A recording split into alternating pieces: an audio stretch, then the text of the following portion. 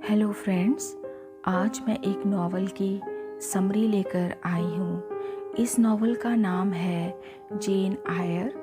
जेन आयर originally published हुई थी as Jane Eyre an autobiography. ये नावल लिखी है चार्लेट ब्रॉन्टे ने। ये एक बहुत ही फेमस नावल रह चुकी है। ये नावल विक्टोरियन एज में सन 1847 में लिखी गई थी। इस नावल की सेटिंग नॉर्दर्न इंग्लैंड में रखी गई और इसका point of view first person है। तो चलिए इस नावल की शुरुआत करते हैं। इस नावल की स्टार्टिंग होती है जेन आयर से, जो कि 10 साल की लड़की है और अपने अंकल की फैमिली के साथ रहती है। जेन की आंटी सारा रीड उसे बिल्कुल पसंद नहीं करती और उसके प्रति कठोर है, और जेन की आंटी के बच्चे भी उसे तंग करते रहते हैं, उसके साथ मिसबिहेव करते रहते हैं। एक दिन जेन किताब पढ़ रही होती है, इतने में ही आंट मिसिस रीड का बेटा मास्टर जॉन रीड वहाँ आता है और जेन से झगड़ा करना शुरू कर देता है। वह जेन को गालियाँ देना शुरू कर देता है और उसके साथ बुरी तरह से पेश आता है, उसे डांट फटकार लगाना शुरू कर देता है। इतने में मिसिस रीड वहाँ आती हैं और देखती हैं कि वहाँ लड़ाई चल रही है। इस लड़ाई के बीच में वो रोकने के लिए आदेश देती हैं, क्योंकि जेन भी अपने पक्ष में कुछ कह रही होती है और आंट मिसिस रीड को ये बात बिल्कुल पसंद नहीं आती। तो सज़ा के तौर पर जेन को रेड रूम में बंद कर दिया जाता है। रेड रूम उनके घर का वो कमरा है जहाँ मिस्टर रीड की डेथ हुई थी, और जेन आयर उस रूम से बहुत डरती थी। जेन को ऐसा लगता है कि उसके अंकल की आत्मा, अंकल का भूत वहीं कमरे में है, और इस वजह से जेन बहुत ज़्यादा डर जाती है। वह बाहर निकलने की कोशिश करती है, मदद मांगती है, पर वो निकल नहीं पाती और आखिर में वहीं वो रो रो कर सो जाती है, जिस वजह से उसे बहुत तेज़ बुखार हो जाता है। तो इस प्रकार से जेन के साथ व्यवहार किया जाता था। अब आगे जेन की ज़िंदगी में एक नया मोड़ तब आता है जब उसकी आंटी सारा रीड उसे लॉववुड स्कूल में भेज देती है, और इस स्कूल के डायरेक्टर होते हैं मिस्टर ब्रोकलहर्ट्ज़, जो कि बहुत ही स्ट्रिक्ट, बहुत ही कठोर होते हैं।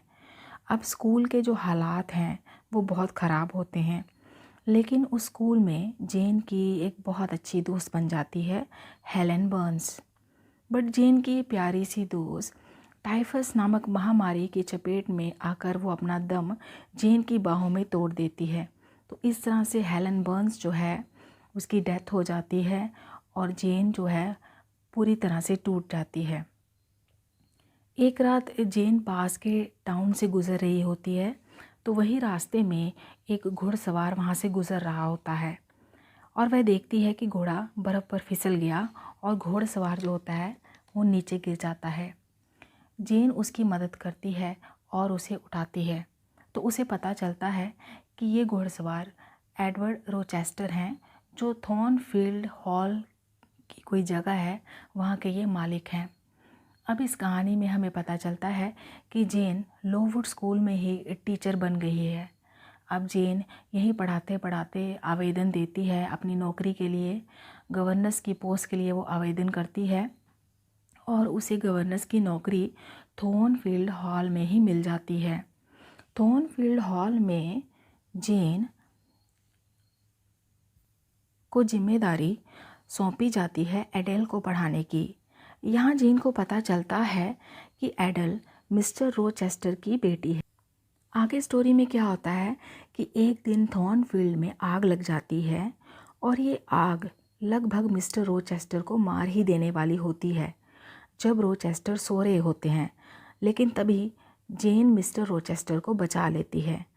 अब इस इंसिडेंट के बाद जो मिस्टर रोचेस्टर हैं वो जेन से बहुत ज़्यादा इम्प्रेस होते हैं, उनकी नज़दीकियाँ बढ़ती हैं और मिस्टर रोचेस्टर जेन को शादी के लिए प्रपोज़ करते हैं कि तुम मेरे से शादी कर लो। और जो जेन होती है वह शादी के लिए तैयार हो जाती है। अब कहानी आगे बढ़ती है। मिस्टर रोचेस्टर और जेन की शादी होने वाली होती है। तैयारियां हो रही होती हैं और जिस दिन रोचेस्टर और जेन की शादी होने वाली होती है, एक आदमी वहां पर आता है और बताता है कि रोचेस्टर की शादी तो पहले से ही हो चुकी है। रोचेस्टर की जो पहली पत्नी होती है उसका नाम होता है बर्था। पर रोचेस्टर जेन को बताता है कि बर्था जो वो है वो पागल है, इसीलिए उसने उसको छोड़ दिया है और इसीलिए वह जेन से शादी करना चाहता है। पर जब जेन ये सब कुछ सुनती है तो उसे बहुत बुरा लगता है और उसका दिल टूट जाता है। इस वजह से जेन वहाँ से चली जाती है, घर छोड़ देती है और भटकती है। वो बीमार पड़ जाती है और इधर उधर भटकती रहती है। आगे कहानी में जेन रिवर्स फैमिली से मिलती है और जो फैमिली रिवर्स फैमिली होती है वो जेन को सहारा देती है, उसका इलाज करवाती है और जेन को ठीक करती है। पर बाद में जेन को पता चलता है कि ये जो रिवर्स फैमिली है उसी के कज़न्स ब्रदर सिस्टर्स हैं। सेंट जॉन रिवर्स जो कि इस फैमिली के हेड हैं और उसका कज़न भी है, वो जेन से पूछता है कि मैं मिशनरी के काम के लिए भारत जा रहा हूँ, क्या तुम मेरे साथ मेरी वाइफ बनकर चलना चाहोगी? पर जेन कहती है कि वह उनके साथ भारत तो जा सकती है पर वह उनके साथ शादी नहीं करेगी और वो इनकार कर देती है।